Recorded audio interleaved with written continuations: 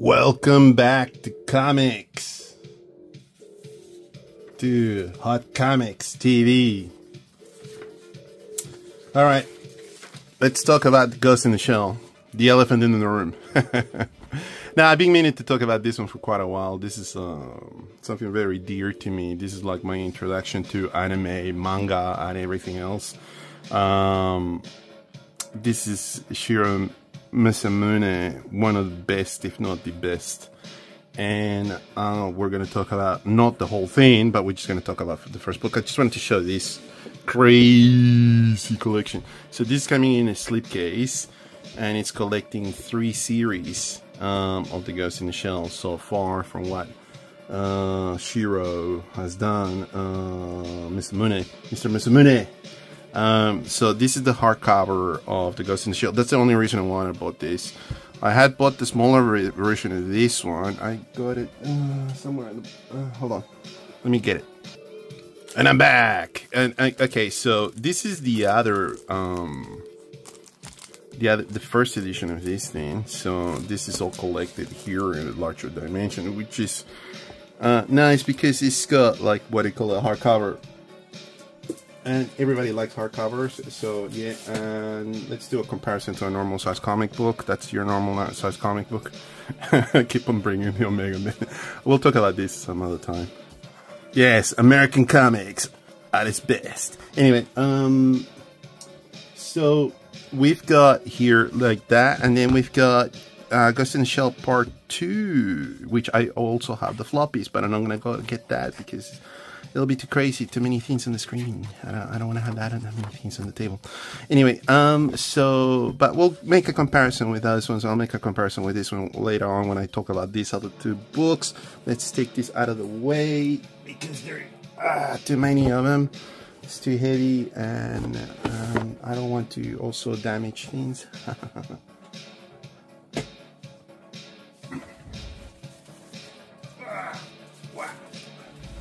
Alright, so I should have paused that, but I didn't. Oh, this is what you get with this. Nice graphics, a big postcard that does really nothing for you. Alright, so this is bizarre because once going this way, it's like actually going like a normal manga. We could read it like this. Look, people, look. I wonder if anybody's done this. Anyhow, so the reason why I purchased this was because this is a hardcover and it's got the entire collection. Whether this one is just the yeah, softcover, trade paperback. There's nothing wrong with this. This is perfect. If you have this, please get it. It does not have the what do you call it, infamous sexy scene where the Major is doing naughty things for a living, and yeah, but Tug gets sick. That's the important part. Anyway, this is just so we can sort of see the comparison of the 2 things. I just want to see the colors. Hold on. Going back to sexy scene, huh? Oh wow, this is so much more colorful. Look at that. I feel that this is a little bit more burnt. This is the Dark Horse, I think, translation, what this one is. I feel that that's the case. And this is a later version as well. And oh, they took the balloon. Oh wow, they took out the footnotes. I think this is probably the better collection to have because it's got, like in the original manga, so Masamune,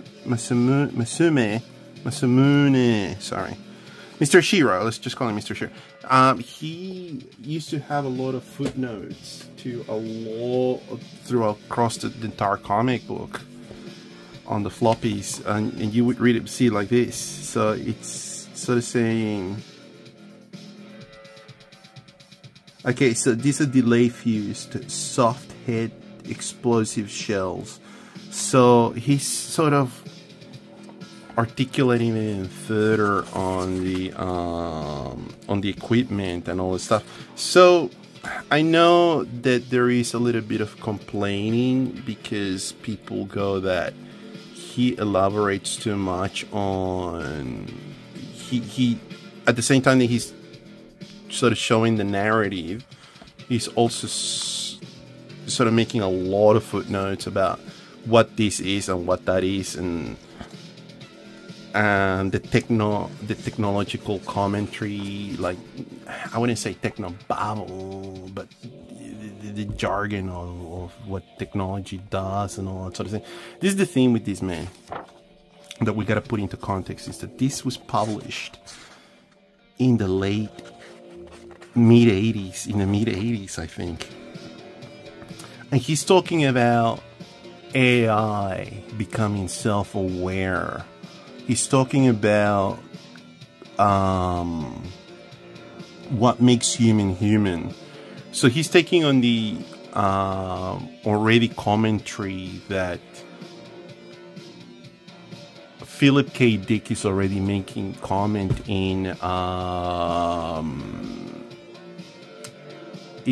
Do Androids Dream of Electric Sheep? It always rolls out of your mouth so easily, that name. What makes an android, like, are they self-aware? Are they, do they develop a soul after a certain time? All that sort of thing, all that commentary. What makes us human? Those existentialistic sort of commentaries are coming into play, and that's something that Philip K. Dick sort of brought onto the table, and it's not Masamune Shirow is also making that commentary on that.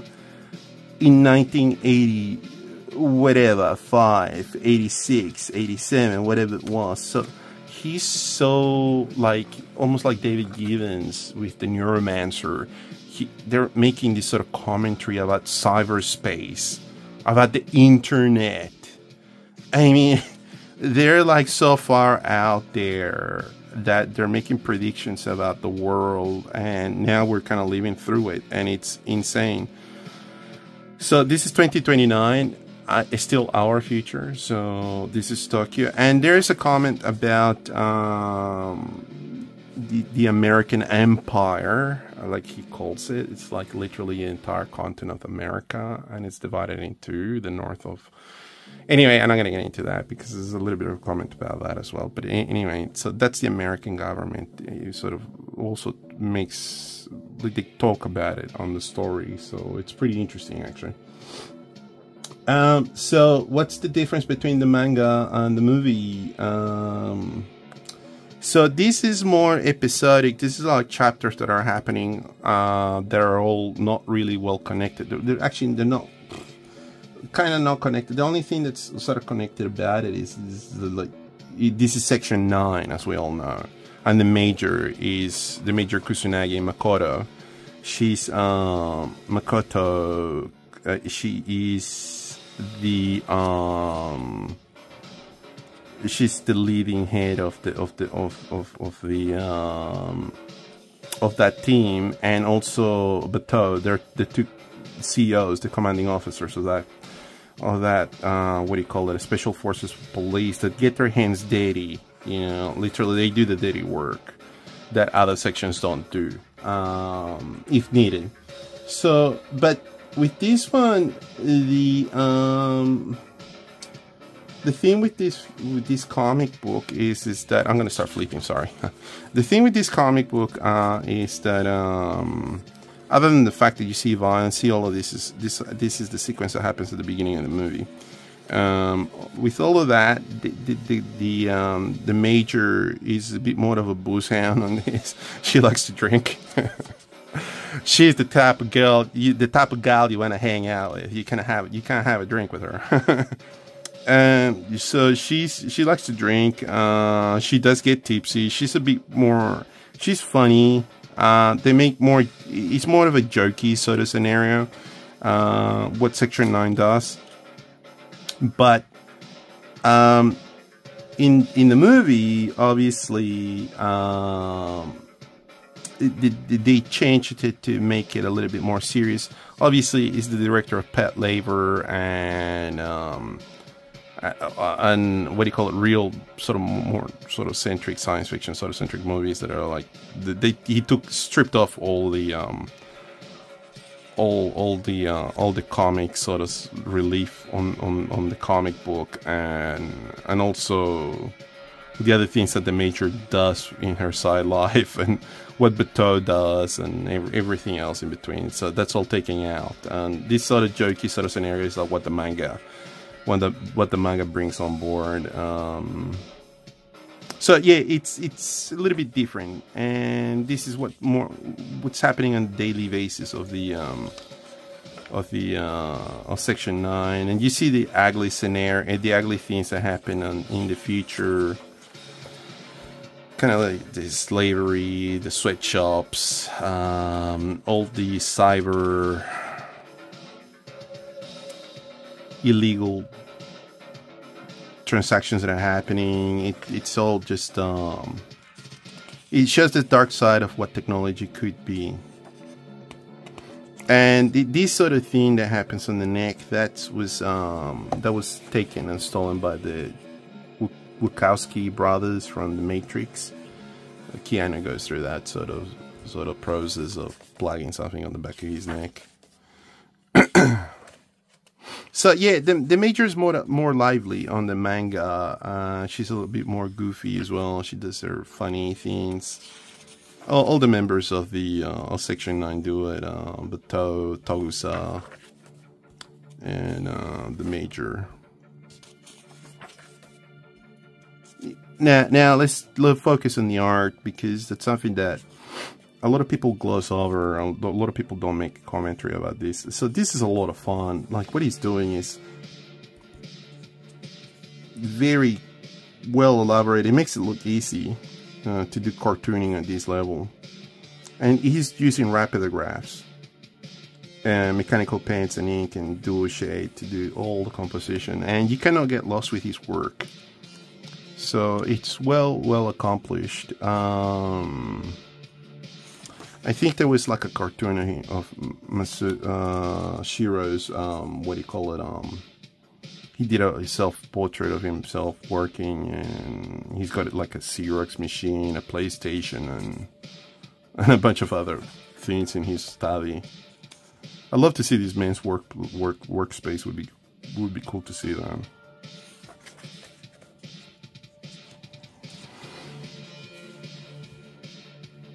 Rancerox by Liberatore was I saw that before I saw Bateau, and every time I see Bateau I see Ranks.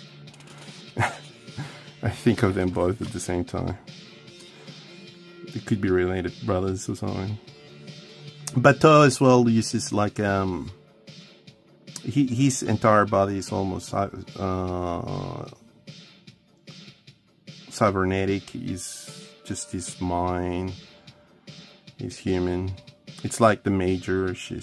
That's where she questions her existence. That's where the existentialism comes into play. So on this one, they took out 1 page or 2 pages where the Major is kind of like going to town with these 2 girls. They're like exploring their bodies. and Bateau kind of feels sick because he doesn't have those organs that they have while they're doing their exploration, their body exploration, and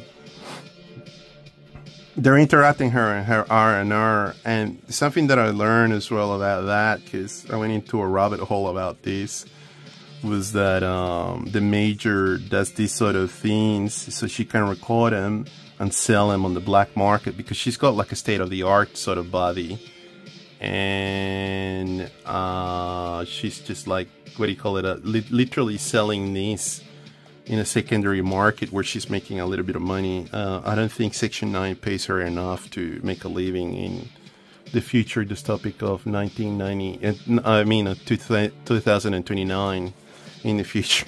So yeah, that's a note. That's something for me to tell you people, because I was not aware of that, and I was like, okay. So the Major does things on the side just to make more money.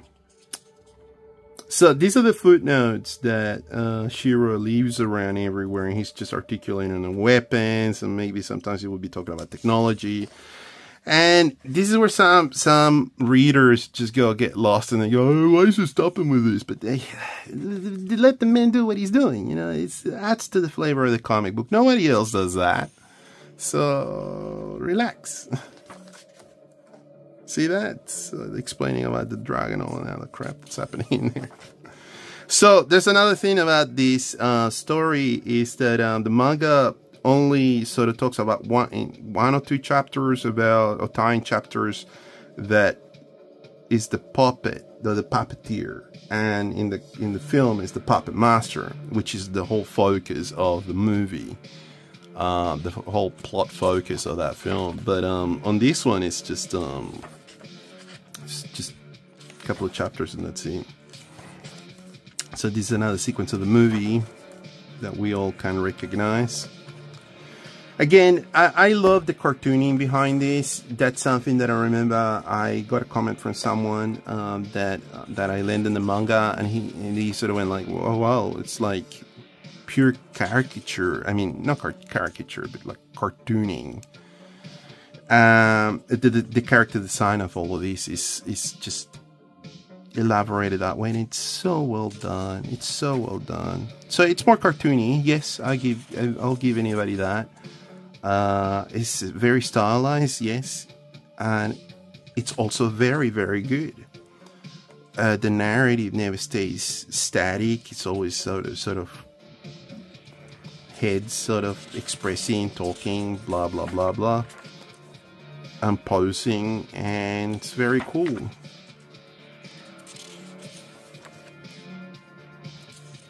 Very quick. It doesn't look like Shirow takes too long to do things. Nowadays, he's working with more digital. He really embraced that sort of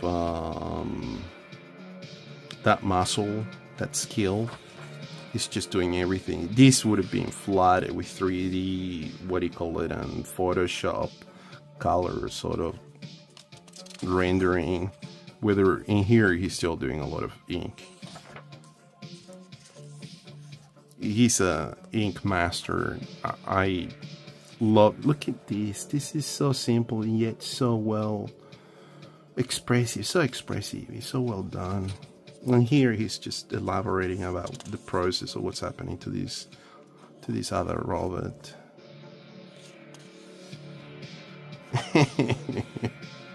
That could be a tattoo. I could sport that on this here. Have a bateau and a chibi major in the other arm. And also, this is another thing, and I'm going to be talking about later on, because I've got something else to show, is the illustration that he does on the side. I mean, he knows how to color things properly, so he's accomplished. He's all-rounder, you know. It's an all-rounder, well elaborated.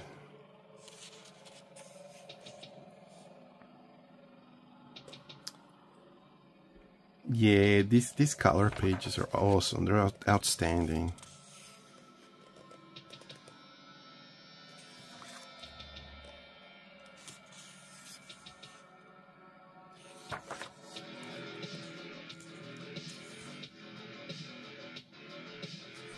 It's beautiful stuff.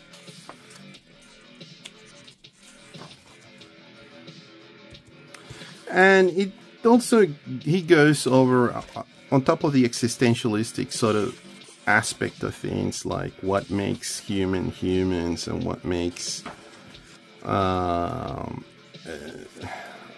become self-aware of our existence and all that sort of thing, questioning those questions. He does it really well in this story, because the Major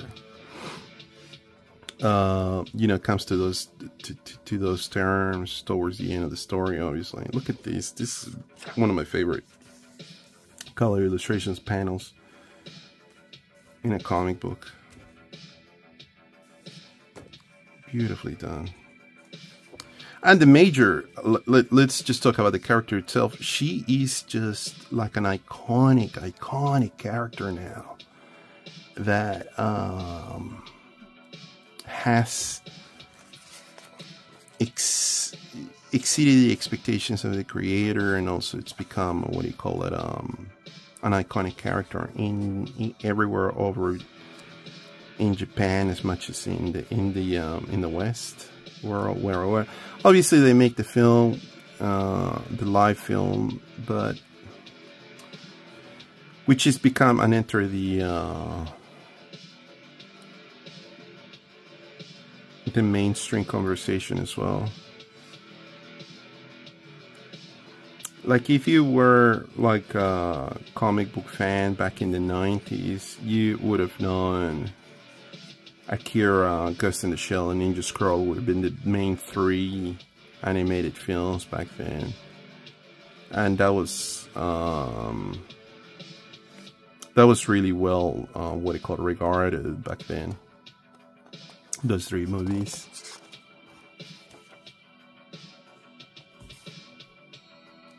The Major.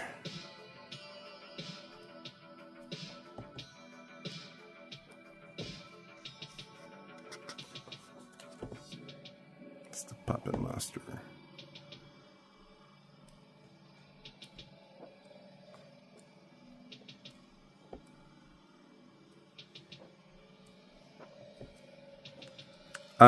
This new series of the Ghost in the Shell, but I have not. This is amazing what he's doing here.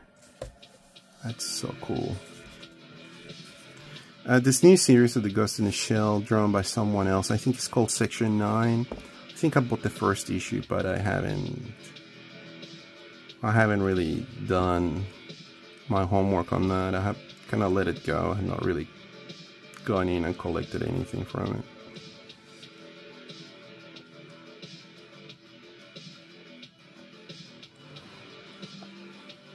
I guess I'm sticking only with the original. So here they go on about the merger of the Puppet Master with the Major.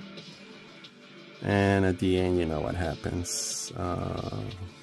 The net is vast. So, see that again.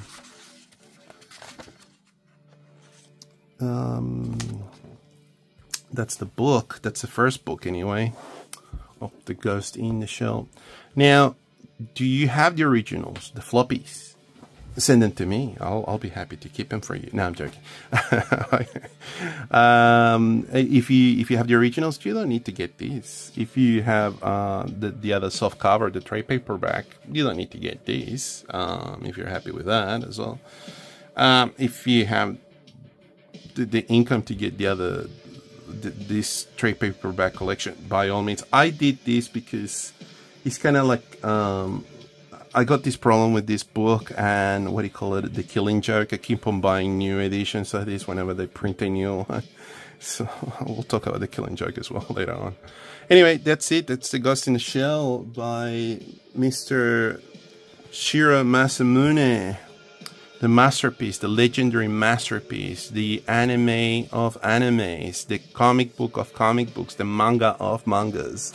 One of the most amazing series that have graced the West and the East with the best graphics and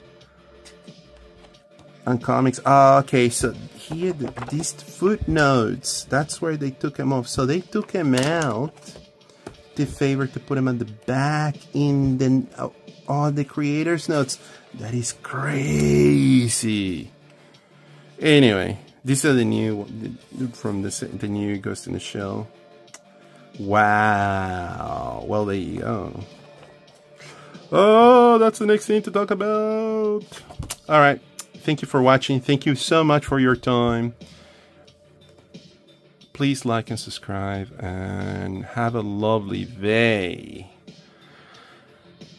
Till next time.